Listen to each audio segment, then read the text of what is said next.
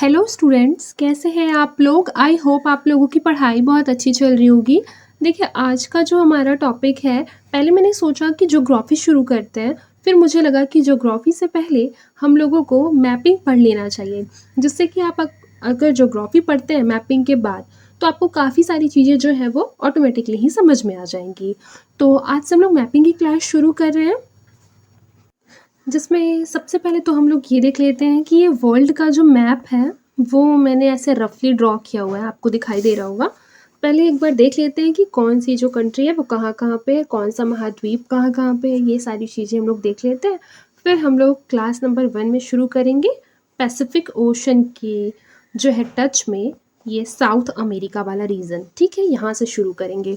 सबसे पहले आइए देखिए, ये हमारा वर्ल्ड का मैप है। ठीक है, जिसमें आप लोगों को पता है रशिया यहाँ पर है, चाइना यहाँ है, इंडिया यहाँ है, ठीक है, ऑस्ट्रेलिया यहाँ है, अफ्रीका यहाँ है, साउथ अमेरिका, नॉर्थ अमेरिका। ठीक है, ये है यूरोपियन यूनियन। ऊपर में है आर्कटिक और नीचे में है अंटार्कटिक, और अटलांटिक ओशन कहाँ पर है, अफ्रीका और साउथ अमेरिका के बीच वाली रीजन में है। ठीक है, याद रखिएगा, ये है पैसिफिक ओशन और यहाँ पे आपको मिल जाएगा हिंद महासागर। ठीक है, ये मोटा मोटी चीज़ें आपको याद होना चाहिए। अगर आप रशिया से दौड़ते हुए बहुत तेज़ दौड़ेंगे तो आप कहाँ पहुँच जाएंगे, बताइए। ग्लोब को ध्यान में रखिए, बिल्कुल सही, आप पहुँच जाएंगे नॉर्थ अमेरिका के यहाँ पर अलास्का वाला जो रीजन है वहाँ पहुँच जाएंगे। देखिए, ये मोटा मोटी जो मैप है ये आपको याद होना चाहिए। ठीक है, मतलब ये आपको याद होना चाहिए, और रफली आपको अगर ड्रॉ करना होगा आंसर राइटिंग के लिए तो वो भी आप लोगों को आना चाहिए। अगर आप लोग इतना रफली भी ड्रॉ कर देंगे तो भी जो एग्जामिनर है वो खुश हो जाएंगे। देखिए, ये मैंने रफली ड्रॉ कर लिया है साउथ अमेरिका का मैप। ठीक है, ये तो काफ़ी ज़्यादा रफली है, अगर आप लोग इतना भी बना लेते हैं तो भी बहुत है। ठीक है, देखिए, सबसे पहले हम लोग ये बड़ा वाला आप लोगों को एरिया दिखाई दे रहा होगा, ये है ब्राज़ील। क्या है ये है ब्राज़ील। फिर उसके बाद हम लोग चलते हैं, ये जो आपको 3 पार्ट में डिवाइड दिख रहा होगा, तीनों के नेम हम लोगों को याद होना चाहिए। फर्स्ट वन जो है वो है फ्रेंच गुयाना। कौन सा है, फ्रेंच गुयाना। फिर सेकंड वन जो है हमारा वो है सूरीनेम। क्या नाम है, सूरीनेम। फिर ये जो थर्ड वाला है इसको हम कहते हैं गुयाना। ठीक है, गुयाना। और ये आपको ये दिखाई दे रहा होगा वी के आकार का, वी के शेप का है, तो वी के शेप का है तो ये हो जाएगा वेनेजुएला। वेनेजुएला। जैसे देखिए, ये साइड वाला मैंने क्या ड्रॉ किया है, ये है कोलंबिया, ये साइड वाला। ठीक है, ये वाला एरिया। फिर उसके बाद ये वाला जो है कोलंबिया के नीचे वाला, ठीक है, ये हमारा क्या हो जाएगा, इक्वेटर हो जाएगा, सॉरी इक्वाडोर हो जाएगा। इक्वाडोर भी लिख लेते हैं, इक्वाडोर। ठीक, फिर उसके बाद हमारा इक्वाडोर के नीचे ये पेरू है। क्या हो जाएगा, पेरू। फिर ये जो बीच वाला आपको लैंड लॉक दिखाई दे रहा होगा, ये है बोलीविया। क्या है, बोलीविया। फिर बोलीविया के नीचे आपको दिखाई देगा पराग्वे। क्या दिखाई देगा, पराग्वे। फिर ये पराग्वे के नीचे ये है अर्जेंटीना। क्या है, अर्जेंटीना। और फिर ये क्या हो जाएगा, उरुग्वे। पराग्वे की छोटी बहन उरुग्वे। ठीक है, और ये जो आपको ये लंबी सी दिखाई दे रही है ये है चिली। जैसे चिली लंबी होती है ना, आप लोगों में से कौन कौन चिली खाता है, आप लोगों ने देखा होगा चिली बिल्कुल इस तरीके से ऐसे लंबी होती है कि नहीं। तो चिली तो आप लोगों के लिए याद करना इजी हो जाएगा। तो इस तरीके से हम लोगों ने सारे कंट्री को नोट कर लिया है। ठीक है, अब हम लोग एक एक करके, पहले तो पेन का कलर चेंज करते हैं, एक एक करके अब हम लोग क्या पढ़ेंगे कि इसके जो बेसिकली कैपिटल है सारे कंट्री के वो आपको याद होने चाहिए। ठीक है, तो अब हम लोग क्या कर लेते हैं, कैपिटल सबके पढ़ लेते हैं। देखिए, ब्राज़ील से शुरू करते हैं।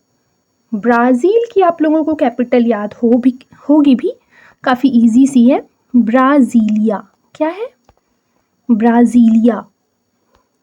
फिर देखिए फ्रेंच गुयाना। फ्रेंच गुयाना की जो कैपिटल है वो क्या है बताइए?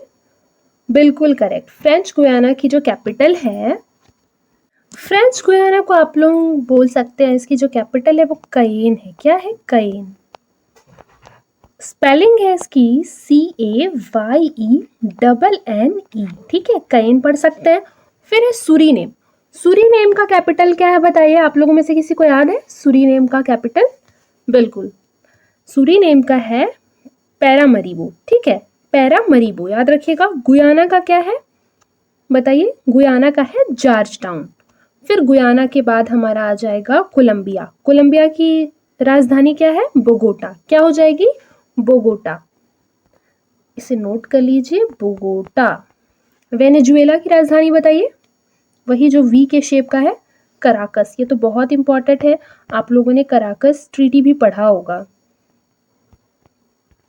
फिर कराकस के बाद अगर आगे बढ़े तो आप लोगों को वेनेजुएला के, तो ये रह गया आपका वेनेजुएला, ये आपका हो गया कोलंबिया। अब हम लोगों को देखना है इक्वाडोर। ये हमारा इक्वाडोर है। इक्वाडोर की राजधानी मैंने क्या बताई थी? बिल्कुल, क्वीटो। क्या नाम है? क्वीटो। इक्वाडोर, क्वीटो। फिर पेरू। पेरू की क्या राजधानी है? लीमा। ये तो छोटी सी है, याद होनी चाहिए, लीमा। फिर उसके बाद चिली। चिली की क्या राजधानी है बताइए? वही जो चिली के शेप का है। चिली की राजधानी है सैंटियागो। बहुत इंपॉर्टेंट है, आप लोगों ने सुना भी होगा, सैंटियागो। फिर उसके बाद देखिए, ये हमारा अर्जेंटीना हो गया। अर्जेंटीना की क्या है कैपिटल? अर्जेंटीना की कैपिटल भी आप लोगों ने बहुत बार न्यूज़ में सुना होगा, ब्यूनस आयर्स। ठीक है। फिर है उरुग्वे। उरुग्वे की राजधानी बताइए क्या होगा? मोंटेवीडियो। क्या होगा? मोंटेवीडियो। और पराग्वे का क्या होगा बताइए? बताइए पराग्वे का क्या होगा? असुनसियोन। क्या हो जाएगा? असुनसियोन। और बोलीविया की एकमात्र बची है, बोलीविया की बताइए? बोलीविया की हो जाएगी सुव्रे। क्या हो जाएगी? सुव्रे। अब इतने सारे कंट्री हैं, अब इसको याद भी करना पड़ेगा, और अगर आपको याद नहीं होता है तो उसके लिए मेरे पास एक मज़ेदार ट्रिक भी है। तो एक बार ट्रिक देख लेते हैं। देखिए, ये आपका थोड़ा सा बड़ा ट्रिक है, लेकिन अगर आप इसका मीन जान जाएंगे तो फिर आपके लिए ये इजी हो जाएगा। जैसे देखिए, लिखा हुआ है very clever eagle prefer a big chocolate and peanut butter using big giant spoon। ठीक है, यानी कि जो ईगल होता है वो क्या करता है? प्रेफर करता है बड़े से चॉकलेट और पीनट बटर को। किसकी सहायता से वो खाता है उसको? बिग जियांट स्पून, एक बड़े साइज के स्पून से। ठीक है, ये ट्रिक है। अब देखिए कैसे। तो सबसे पहले आपको क्या करना है? नॉर्थ से साउथ की ओर जाना है। इसमें टोटल 12 कंट्री है। एक बार देखिए, Venezuela, V for Venezuela. Venezuela मैंने बताया था ना, V के शेप का है वेनेजुएला। उसके बाद आपको मिलेगा कोलंबिया, तो वेरी क्लेवर, क्लेवर का C, कोलंबिया। फिर उसके बाद था इक्वाडोर, E फॉर इक्वाडोर। इतना तो आपको याद हो गया होगा, मैंने मैप पढ़ाया तो। फिर उसके बाद आपको पता था पेरू था, prefer, P for Peru. Peru के बाद B फॉर बोलीविया, वही बोलीविया जो लैंडलॉक था। फिर उसके बाद चिली के शेप का था ना, तो चॉकलेट, चॉकलेट का जो C है वो चिली को रिप्रेजेंट कर रहा है। ठीक है। फिर उसके बाद एंड का A जो है वो अर्जेंटीना को रिप्रेजेंट कर रहा है। फिर उसके बाद पीनट का जो P है वो पराग्वे को रिप्रेजेंट कर रहा है। फिर उसके बाद बटर का जो B है वो ब्राज़ील को रिप्रेजेंट कर रहा है। U जो है वो उरुग्वे को रिप्रेजेंट कर रहा है। फिर उसके बाद बिग का जो B है, B से क्या आएगा बताइए? हमारे सारे कंट्री तो हो गए। ठीक है, B से जितने भी कंट्री थे, तो ये वाले को हम लोगों को स्किप करना है। ठीक है, और फिर हम लोगों को देखना है जियांट। जियांट का जो G है वो क्या हो जाएगा? गुयाना। और S फॉर सूरीनेम हो गया। अब इसमें से एक फ्रेंच गुयाना बच गया है, तो आप कह सकते हैं फ्रेंच गुयाना को मान लीजिए आप लोगों ने बोल दिया फनी जिराफ। ठीक है, कि जो ईगल थी वो क्या कर रही थी? फनी जिराफ को देखकर उसका मजाक उड़ा रही थी। कैसे मजाक उड़ा रही थी? कि मेरे पास तो बड़ा सा चॉकलेट है, पीनट बटर है और मैं इसको बड़े से चम्मच से खा रही हूँ, जो कि तुम नहीं खा रहे हो। फनी जिराफ को बोल रहे हैं। फनी जिराफ से आप लोगों को याद आ जाएगा फ्रेंच गुयाना। देखिए, जब हम ट्रिक्स को कभी भी पढ़ते हैं तो हमको एग्जैक्टली उस टाइम पे याद नहीं होता है, लेकिन कहीं ना कहीं सुनते हुए हमारे सबकॉन्शियस में वो क्या हो जाता है, बैठ जाता है।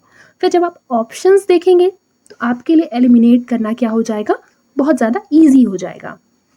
आई होप आपको क्लियर हो रहा होगा। वन मोर थिंग, क्या आपको मेरी आवाज़ जो है वो ठीक से सुनाई दे रही है? आप लोग समझ पा रहे हैं?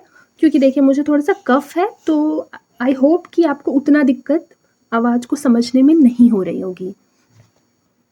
अब चलिए आगे बढ़ते हैं।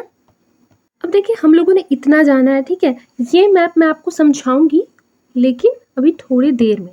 तब तक से मैं आप लोगों को रफली ड्रॉ मैप की सहायता से कुछ और इम्पॉर्टेंट फैक्ट बता देती हूँ।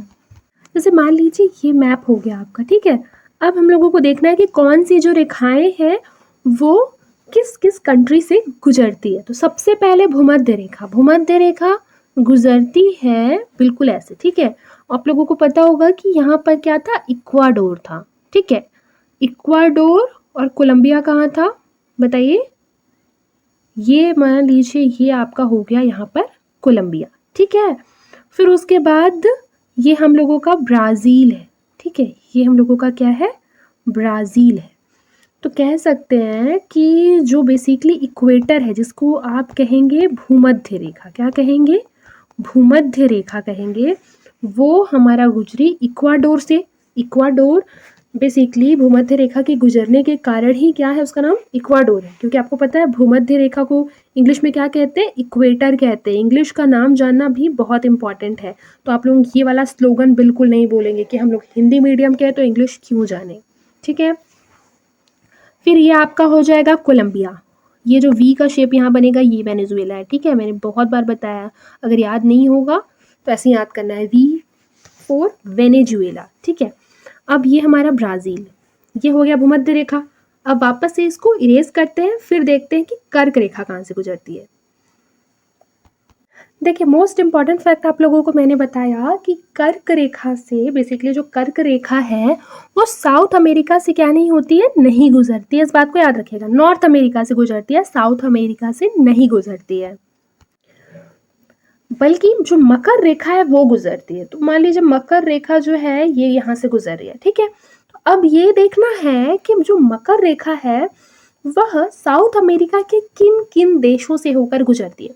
तो सबसे पहले तो चिली आ जाएगा, ठीक है। चिली आ गया, फिर ये चिली हो गया, ठीक है। फिर यहाँ पर ये पेरू वाला एरिया आ गया, ये अर्जेंटीना वाला एरिया हो गया, फिर ये ब्राज़ील का एरिया हो गया, और यहाँ पर पराग्वे पड़ता है, पराग्वे वाला एरिया हो गया। इस तरीके से अगर देखा जाए तो जो मकर रेखा है वो चिली, पेरू, पराग्वे, ब्राज़ील और अर्जेंटीना, टोटल 5 कंट्री से होकर गुजरती है, जिसमें पेरू का बोल सकते हैं थोड़ा सा ही भाग लगता है।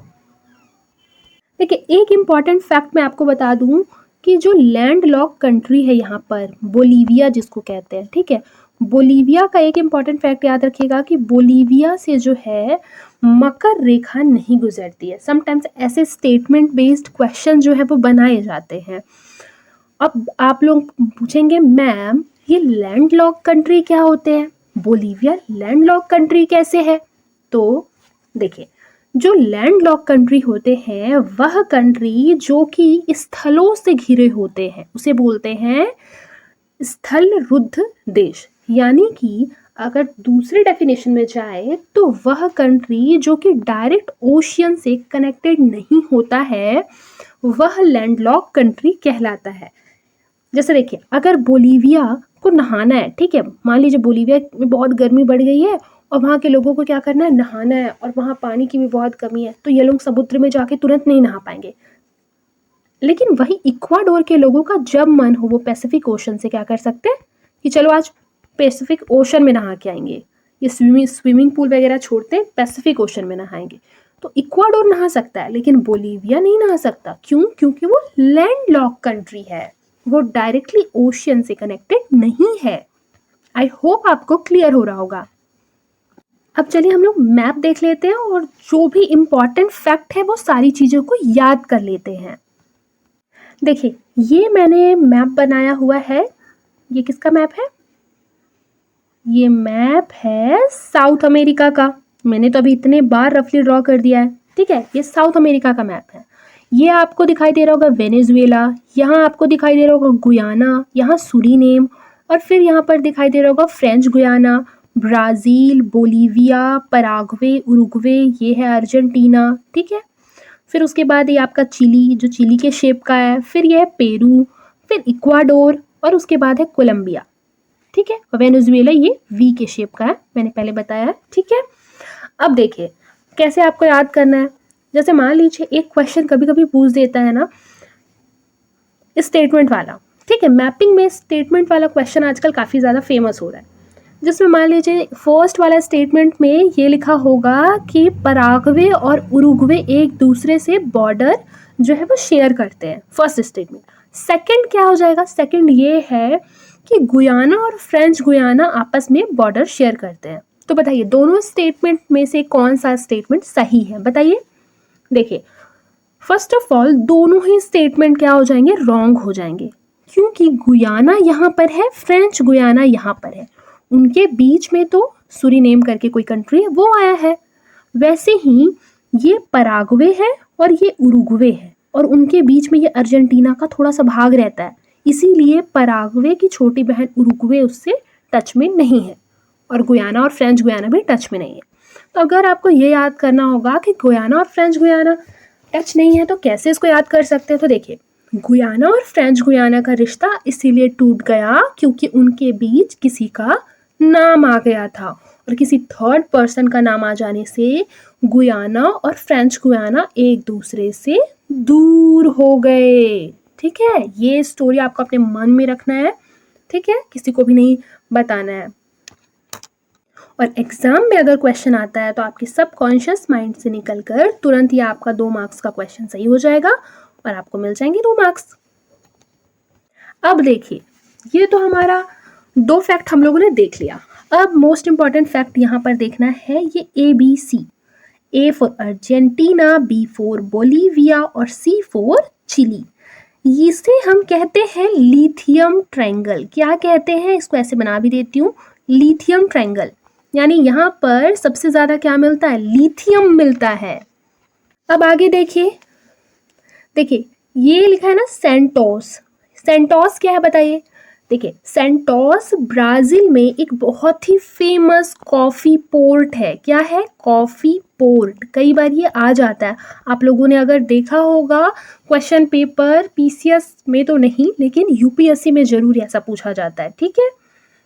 फिर उसके बाद है रियो डी जेनेरियो, ये भी पोर्ट है। कहाँ का पोर्ट है? ब्राज़ील का पोर्ट है। यहाँ तो कई सारे जो है वो सम्मेलन होते रहते हैं। अभी हम लोग एनवायरनमेंट पढ़ेंगे तो उसमें हम लोग सारी चीज़ें पढ़ेंगे। फिर आगे देखिए यहाँ पर क्या है, ये जो आप लोगों को ये साइड वाला दिखाई दे रहा होगा फ्रेंच गुयाना, यहाँ से सारे सैटेलाइट क्या होते हैं? लॉन्च होते हैं, क्योंकि यहाँ पर सैटेलाइट लॉन्च करने के लिए एक स्पेसिफिक जगह बनाई गई है, ठीक है। फिर और इम्पॉर्टेंट फैक्ट देख लेते हैं। एक पूछा जाता है मराकाइबो पोर्ट कौन सी कंट्री में है, तो ये कहाँ है? वेनेजुएला में। और वेनेजुएला की राजधानी मैंने बताया था बहुत इम्पॉर्टेंट है, रटने वाली, कराकस, जहाँ बहुत सारे ट्रीटी, बहुत सारे ऐसे मतलब समझौते होते रहते हैं।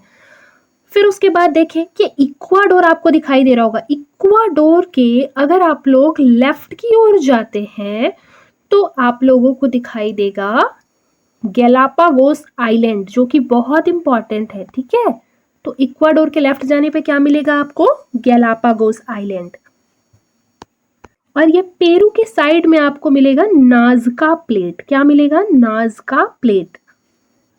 कि इतने सारे फैक्ट्स हो गए लेकिन फिर भी एक इम्पॉर्टेंट फैक्ट जो है वो बच गया है। वो इम्पॉर्टेंट फैक्ट क्या है? इस पर भी क्वेश्चन बनाया जा सकता है। जैसे आप लोगों को पता है, जैसे कि ये हो गया साउथ अमेरिका, ठीक है। तो साउथ अमेरिका की ये वाले रीजन जो है, ये यहाँ पे ये अंटार्कटिका ओशन का सारा पानी है, ठीक है। सॉरी अंटार्कटिका नहीं, अटलांटिक ओशन का पानी है। ये तो ऊपर वाला पार्ट है जो मैंने बताया था, मतलब मैंने आपको बताया ना कि साउथ में अंटार्कटिका है, नॉर्थ में आर्कटिक है, बीच में क्या है? अटलांटिक है।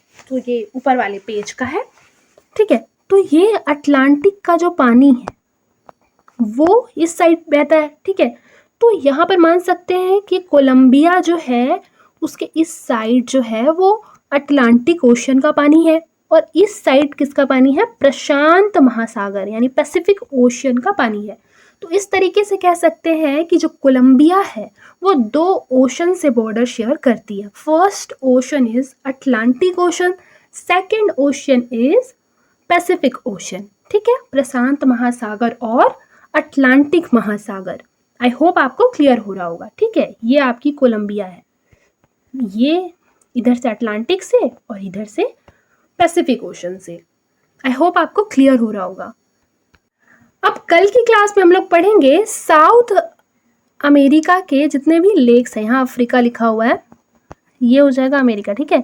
साउथ अमेरिका के जितने भी लेक्स हैं उनके बारे में हम लोग पढ़ेंगे। आज के लिए बस इतना ही, मिलते हैं नेक्स्ट क्लास में। तब तक के लिए अपना ख्याल रखें और मन लगाकर पढ़ाई करते रहें।